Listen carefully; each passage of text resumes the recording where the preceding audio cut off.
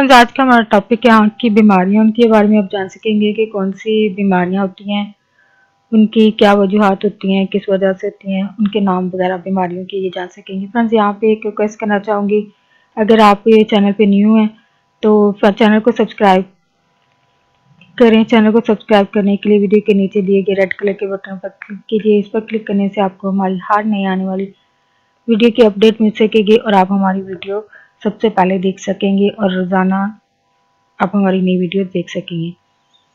Friends, topic की तरफ आते हैं। आँख की एक आम बीमारी को मायोपिया, करीब की नज़र की खराबी और दूसरी खराबी को हाइप्रोपिया, दूर की नज़र की खराबी कहते हैं।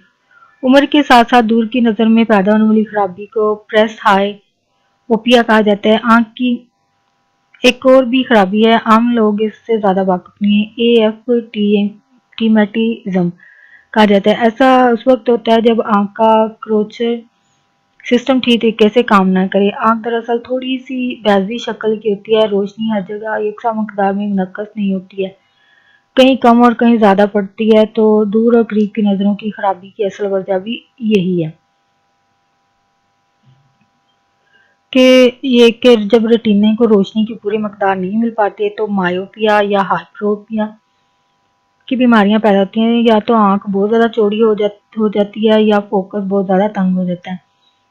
करीब की नज़र की खराबी की सूरत में फोकस पॉइंट जो आपका वो रेटिना के करीब होता है, जबकि दूर की नज़र की खराबी की सूरत में रेटिना के आगे होता है। यानी रेटिना के आगे और पीछे। तो फोकल पॉइंट में होने से रेटिना के फोकल पॉइंट की खराबी का ताल्लुक होता है।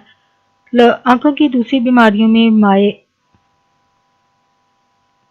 के दबाव में इजाफा यानी ग्लूकोमा का मर्ज यानी इसकी अहमियत है। इसमें इस सूरत में माइका का दबाव जो है वो बढ़ने से असाबी खुलिये फट सकते हैं, जबकि आंखों के लेंस है वो सख्त होने की सूरत में मोतिया उतर सकता है।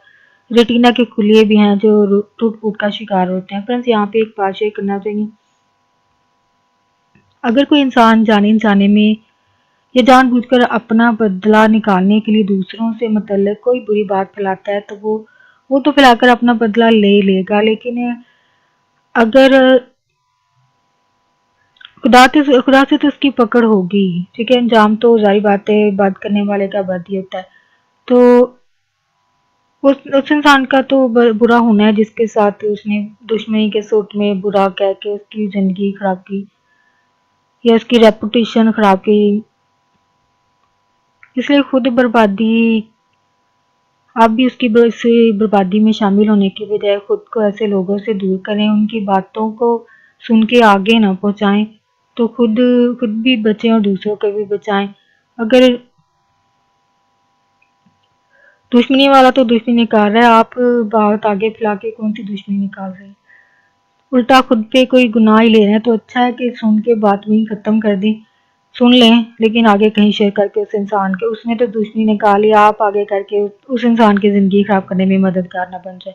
तो कोशिश करें ऐसी चीज़ों से बचें। फ्रेंड्स, अगर आपको लगता है मेरी वीडियो दूसरे फ्रेंड्स के साथ शेयर करने के लायक है तो प्लीज़ आगे फ्रेंड्स के साथ ज़रूर शेयर करें, लाइक करें वीडियो को, कमेंट करें, वीडियो के हवाले से कुछ कहना चाहते हैं वो लिखें, कोई और टॉपिक चाहते हैं बनाया जाए आपके लिए वो भी लिखें। अपनी राय का इजहार भी कमेंट के ज़रिए ज़रूर करें और चैनल को सब्सक्राइब ज़रूर करें।